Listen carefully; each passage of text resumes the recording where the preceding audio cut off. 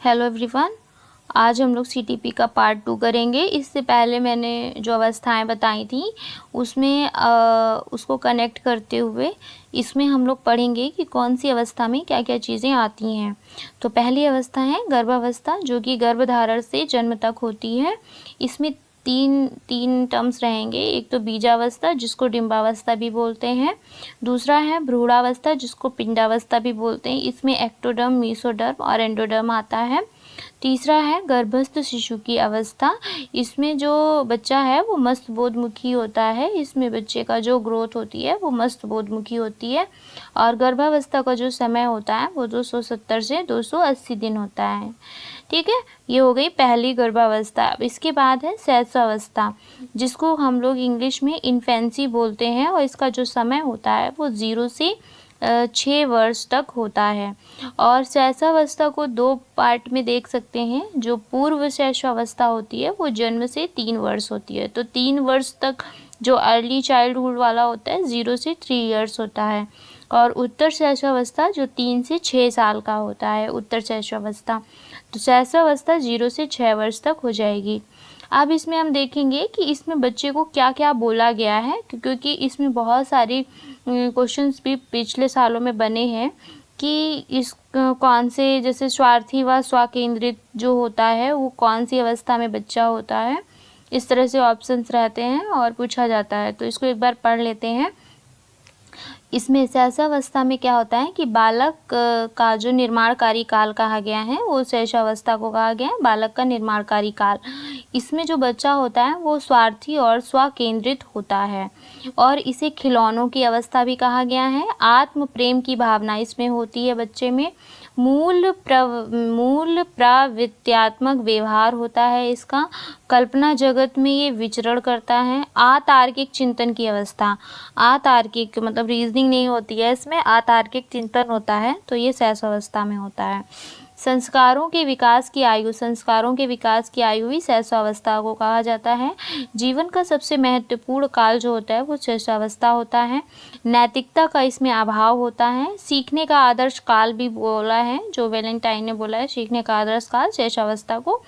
भावी जीवन का आधारशिला भी बोला गया है। अनुकरण द्वारा सीखने की अवस्था है, मतलब देख देख के सीखता है बच्चा, दूसरे को देखेगा वैसे करने की कोशिश करेगा। और अगला है क्षणिक संवेग की अवस्था। क्षणिक संवेग की अवस्था है, इसको शैशवावस्था कहते हैं। और उत्तम शिक्षण विधियां हैं। इसमें उत्तम शिक्षण विधियों का उपयोग किया जाता है, जैसे किंडरगार्टन, खेल विधि, मॉन्टेसरी विधि। और अगला है शारीरिक व मानसिक विकास की गति इसमें सबसे ज़्यादा होती है। क्वेश्चन पूछा गया कि शारीरिक और मानसिक विकास की गति सर्वाधिक किस काल में होती है, किस अवस्था में होती है, तो शैशवावस्था में होती है। अगला है जन्म के समय शिशु में कोई संवेग नहीं होता है, वह केवल उत्तेजना का अनुभव करता है। बालक की जो प्रवृत्ति है वो कैसी होती है शैशवावस्था में, अंतर्मुखी होती है। और सीखने का आदर्श काल वैलेंटाइन ने कहा है। बालक के हाथ, पैर व नेत्र उसके प्रारंभिक शिक्षक होते हैं, ये बोला था रूसो ने बोला था कि बालक के हाथ, पैर और जो आँखें हैं वो उसके प्रारंभिक शिक्षक होते हैं। सभी संवेग विकसित हो चुके होते हैं शैशवावस्था में। भय संवेग जो होता है वो सबसे ज़्यादा सक्रिय रहता है। और इसमें क्या होता है, इस काल में बच्चे को अधिगम में कठिनाई होती है, इसलिए इसे कठिनाई का काल भी बोला गया है शैशवावस्था को। और अगला है कुछ परिभाषाएं हैं शैशवावस्था से संबंधित जो हम पढ़ेंगे यहाँ पे। फ्रायड, पहले फ्रायड के अनुसार परिभाषा देखेंगे। फ्रायड के अनुसार जो शैशवावस्था है उसकी परिभाषा है कि मनुष्य को जो कुछ बनना होता है वो 4-5 वर्षों में बन जाता है, ये फ्रायड ने बोला है। गुड एनफ ने बोला है कि व्यक्ति का जितना भी मानसिक विकास होता है उसका आधा 3 वर्ष की आयु तक हो जाता है, ये गुड एनफ ने बोला था। न्यूमैन की परिभाषा है कि 5 वर्ष तक की अवस्था मस्तिष्क के लिए बहुत ग्रहणशील होती है। अगला है ब्रिजेश की परिभाषा है कि 2 वर्ष तक की उम्र तक बालक में लगभग सभी संवेगों का विकास हो जाता है। 2 वर्ष तक, ये ब्रिजेश की परिभाषा है। अगला है एडलर की परिभाषा है कि शिशु के जन्म के समय कुछ समय बाद ही यह है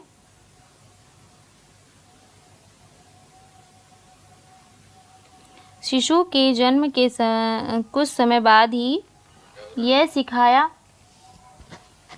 जा सकता है कि भविष्य में उसका स्थान क्या है। और अगली परिभाषा है बाल्यावस्था। बाल्यावस्था को देखेंगे, इतना परिभाषाएं थी, इसके बाद जो अवस्था है वो बाल्यावस्था है।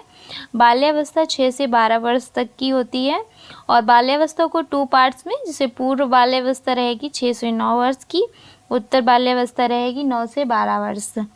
और इसको बोला गया है बाल्यावस्था को मानव विकास की दूसरी अवस्था। मानव विकास की दूसरी अवस्था है बाल्यावस्था।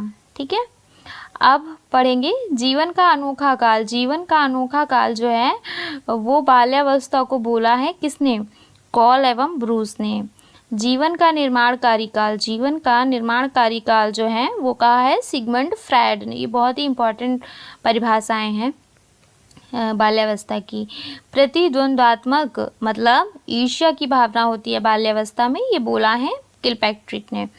और अगला है छद्म मिथ्या परिपक्वता का काल जो बोला गया, मतलब झूठ मतलब वो बच्चे अपने आप को समझने लगते हैं कि वो बहुत ज़्यादा मैच्योर हो गए हैं, तो ये बोला है रॉस ने।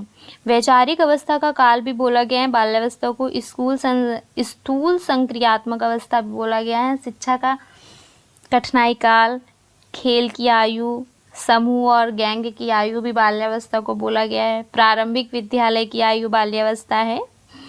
बिना काम के भ्रमण की प्रवृत्ति भी होती है इसमें। बहिर्मुखी स्वभाव होता है और संग्रह करने की प्रवृत्ति होती है। कई बार बच्चे चीज़ों को इकट्ठा करना शुरू कर देते हैं खेल खेल में। नैतिक गुणों का भी विकास होता है बाल्यावस्था में ही। कल्पना शक्ति एवं अमूर्त चिंतन के प्रारंभ का काल है। शारीरिक व मानसिक विकास में स्थिरता रहती है और रचनात्मक कार्यों में आनंद, मतलब इनको जैसे आर्ट वगैरह करने में लोगों को अच्छा लगता है। बालक में सृजनशीलता भी रहती है रचनात्मक कार्यों में। और मूर्त चिंतन की अवस्था होती है, बच्चा मतलब प्रत्यक्ष रूप से चिंतन करना शुरू कर देता है। बाल्यावस्था में बालक में सबसे कम कामुकता पाई जाती है एवं बालक भयमुक्त रहता है। और सैलैंगिक की भावना होती है, अधिक होती है इसमें, क्योंकि जैसे लड़की होगी तो लड़की के साथ, लड़का है तो लड़का के साथ खेलेगा। अब परिभाषाएं हैं कुछ, इनको देख लेते हैं। बाल्यावस्था की कुछ परिभाषाएं दी हैं। पहली परिभाषा है क्रो एंड क्रो की। बोला है कि जब बालक 6 वर्ष का हो जाता है तब उसकी मानसिक योग्यताओं का लगभग पूर्ण विकास हो जाता है। ये बोला है क्रो एंड क्रो ने। अगली परिभाषा है रॉस की। बाल्यावस्था मिथ्या परिपक्वता का काल है।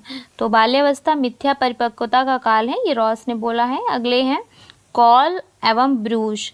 इन्होंने बोला है कि वास्तव में माता पिता के लिए बाल विकास की इस अवस्था को समझना कठिन होता है, ये कॉल एवं ब्रूस ने बोला है। स्टैग की परिभाषा है ऐसा शायद ही कोई खेल हो जिसे 10 वर्ष के बालक ना खेलते हों।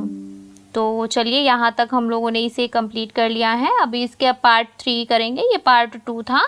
और धीरे धीरे हम लोग जब तक यूपी टेट का एग्ज़ाम होगा तब तक हम लोग इसे कंप्लीट कर लेंगे और रिवाइज भी कर लेंगे। तो B continue and thank you. और अगर आपको पसंद आता है तो प्लीज़ लाइक शेयर सब्सक्राइब करिए मेरे चैनल को और आगे पार्ट 3